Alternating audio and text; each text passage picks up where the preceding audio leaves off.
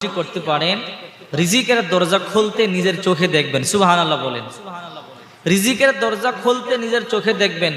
আপনার অর্থের মধ্যে এতটাই বরকত হবে যে আপনি অর্থ নিয়ে কুলাতে পারবেন না, দুনিয়া আপনার কাছে অপমানিত হয়ে ফিরে আসবে। বিশ্বনবীর একজন গরিব সাহাবী এসে বলে, ইয়া রাসূলুল্লাহ, দুনিয়া আমার থেকে পশ্চাৎবরণ করেছে, দুনিয়া আমার থেকে বিমুখ হয়েছে, এতটাই অভাবে পড়েছি, আর ভালো লাগে না, আমাদেরকে সচ্ছল হওয়ার জন্য কিছু আমল শিক্ষা দেন।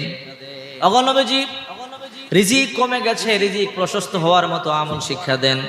অর্থ কমে গেছে, অর্থের মধ্যে বরকত হওয়ার জন্য আমল শিক্ষা দেন। বিশ্বনবী মুহাম্মদ রাসূলুল্লাহ সাল্লাল্লাহু আলাইহি ওয়াসাল্লাম ওই গ্রাম্য সাহাবীকে বললেন, তুমি কি ওই আমল, ওই দোয়া ভুলে গেছো যা মানুষ এবং ফেরেশতাদের, সুবহানাল্লাহ বলেন, তুমি কি ওই দোয়া ভুলে গেছো?